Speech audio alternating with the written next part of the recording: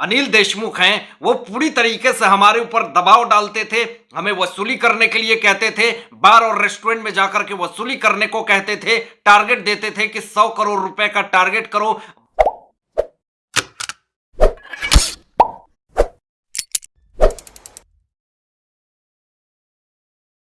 नमस्कार। महाराष्ट्र के बड़े बड़े मंत्री की मुसीबतें जिस तरीके से अभी बढ़ रही है और बड़े बड़े मंत्री जिस तरीके से जेल के सलाखों के पीछे जा रहे हैं और जिस तरीके से मंत्री अपने जमानत के लिए वकीलों के चक्कर काट रहे हैं और कोर्ट के चक्कर काट रहे हैं, कोर्ट कचहरी के जिस तरीके से चक्कर लग गए हैं, तो ऐसी स्थिति में आपको बता दूं कि एक ऐसा भी नेता एक हुआ जिसने एसएसआर के मुद्दे पे अपने मुंह को फेर लिया था और अभी जिस तरीके से उनके साथ कितनी बड़ी समस्याएं और मुसीबत हो रही है ये तो पूरा देश और दुनिया देख रहा है। आप सबसे पहले आपको बता दें कि महाराष्ट्र के पूर्व जिस तरीके से गृह मंत्री जो रह चुके हैं अनिल देशमुख को लेकर के ऐसी खबर आ चुकी है जिसको देख करके ऐसा लग रहा हो कि इन्होंने ये सोच करके गए थे ईडी मनी लॉन्ड्रिंग केस में कि जो आरोप लगे हैं वो जिस तरीके से इतने कॉन्फिडेंस के साथ गए थे कि निकल जाऊंगा, अपने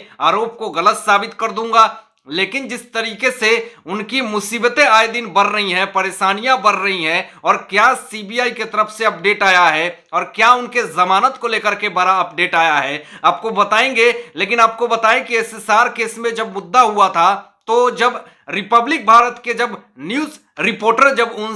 जब सवाल पूछते थे कि क्या दिशा शालियान ने 100 नंबर पे कॉल किया था तो मुंबई पुलिस ने क्यों रिसीव नहीं किया, क्यों रिप्लाई नहीं आया, आप क्या बोलना चाहेंगे एसएसआर के केस पे, तो इन्होंने मुंह को फेर लिया था और कुछ नहीं बोला था। ये पूरा देश और दुनिया उस वक्त देख रहा था और जिस तरीके से एक ऐसी समस्याएं आ गई अनिल देशमुख के ऊपर और आपको बता दें कि इनके ऊपर अब आरोप जो लगा है वो ये लगा है कि बार हो, रेस्टोरेंट हो, उस पे बड़े बड़े पुलिस अधिकारी को ये दबाव डालते थे कि जाओ और उस बड़े बड़े जो रेस्टोरेंट है, बार है, वो चल रहे हैं, उसमें 100 करोड़ के वसूली करो। यानी ये पुलिस का अधिकार का पूरी तरीके से कानून का गलत फायदा उठाते थे, जिस कारण से जो अनिल देशमुख हैं उनको काफी ज्यादा अभी मुसीबतें का समस्या करना पड़ रहा है और जमानत के लिए दर बदर की ठोकरें खानी पड़ रही है। लेकिन आपको बता दें दोस्तों कि किस तरीके से अनिल देशमुख बीते दिनों जमानत के लिए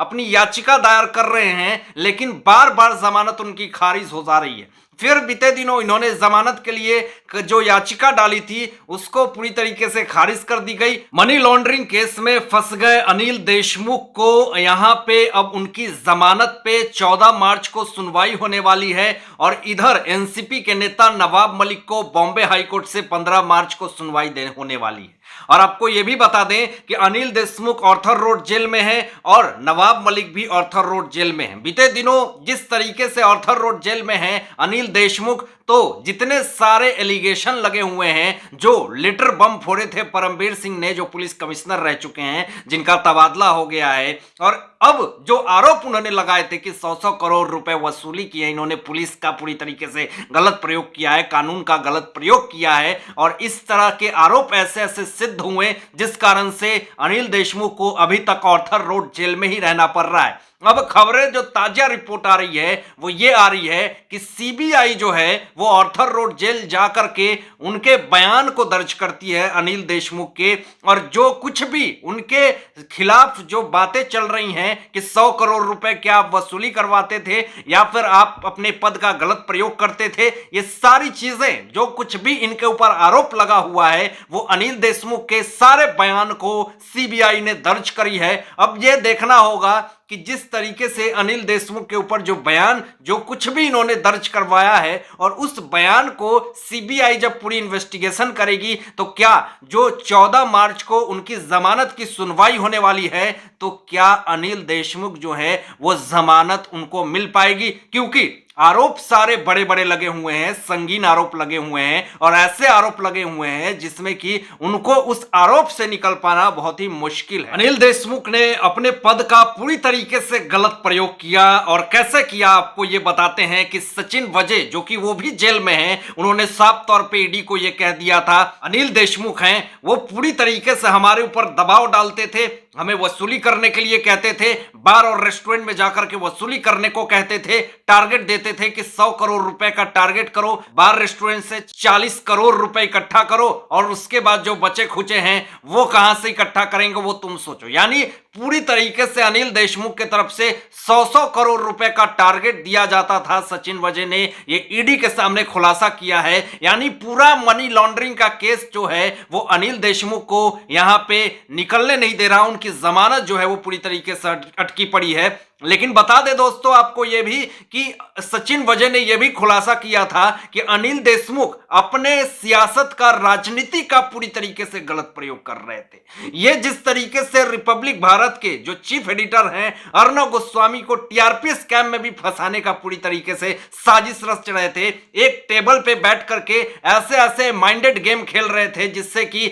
महाराष्ट्र में पूरी तरीके से जो उनके सारे काले चिट्ठे जो निकल करके रिपब्लिक भारत के चीफ एडिटर जिस तरीके से पूरे देश और दुनिया के सामने रख रहे थे, तो इसके लिए पूरी राजनीतिक चल रही थी। और जिस तरीके से पुराने केस में अर्णव गोस्वामी को फंसाने की जो साजिश चल रही थी, इसका भी खुलासा साफ तौर पे सचिन वजय ने कर दिया था। एक तरफ अनिल देशमुख महाराष्ट्र के पूर्व गृह मंत्री जिस तरीके से ऑर्थर रोड जेल में है और उसी जेल में जो नवाब मलिक हैं एनसीपी के नेता वो भी जेल में हैं और एक ही जेल में है, तो विपक्ष के नेता कैसे चुप रह सकते हैं। उन्होंने साफ तौर पे तो ये कह ही दिया था कि आने वाले समय में जिस चीज जो बगल में जो अनिल देशमुख है उसी के बगल में नवाब मलिक भी रहेंगे और टिफिन देने हम जाएंगे नवाब मलिक को भी और अनिल देशमुख को भी। और जिस तरीके से बड़े बड़े आरोप में दोनों बड़े नेता एक ही जेल में फंसे हुए हैं, तो बीजेपी के नेता कैसे चुप रह सकते हैं। उन्होंने साफ तौर पे ये कह दिया कि जिस तरीके से अगर कोई भी नेता गलत करेगा, और भी किरीट सोमैया जैसे बड़े बड़े लीडर ने 12 से 13 बड़े नेताओं का लिस्ट जारी किया और कहा कि आने वाले समय में इन सारे बड़े बड़े नेताओं को एक्सपोज करके रख देंगे। महाराष्ट्र में जितने सारे जो धांधली करने वाले दलाल नेता हैं उन सबको पूरे मीडिया के सामने, पूरे महाराष्ट्र के सामने, पूरे देश के सामने ला करके रख देंगे। और ये दादागिरी और ये वसूलीगिरी, ये मनी लॉन्ड्रिंग का पूरा मामला ये ज्यादा दिन नहीं चलेगा। बहुत जल्द जो है ये महाविकास आघाड़ी सरकार जो ज्यादा दिन चलने वाली नहीं है। जिस तरीके से इनके सारे काले चिट्ठे जो खुल रहे हैं, ऐसी स्थिति में बीजेपी ने जो आरोप लगाया वो कहीं ना कहीं अपने आप में बहुत ही संदिग्ध है। और यहां पे आपको यह भी बता दें दोस्तों कि देवेंद्र फडणवीस जी ने साफ तौर पे ये कह दिया कि ये महाविकास आघाड़ी सरकार जो है वो दाऊद समर्पित सरकार है, ऐसे लोगों को सपोर्ट करती है जो दाऊद इब्राहिम के गुर्गों से कांटेक्ट करती है। तो ऐसे लोगों का क्या करना चाहिए ये महाराष्ट्र की जनता बहुत ही अच्छे तरीके से जानती है। अब आने वाला समय 14 मार्च को क्या अनिल देशमुख को जमानत मिलती है और क्या 15 मार्च को बॉम्बे हाईकोर्ट से नवाब मलिक को जमानत मिलती है, ये तो अब वक्त बताएगा। हालांकि आप क्या सोचते हैं इन सारे मुद्दों पे, इन सारे बातों पे अपने विचार जरूर कीजिएगा और ऐसे ही लेटेस्ट अपडेट पाने के लिए इस चैनल को सब्सक्राइब करके बेल आइकन प्रेस कर दीजिएगा और अपना ध्यान रखिएगा। सत्यमेव जयते, जय हिंद।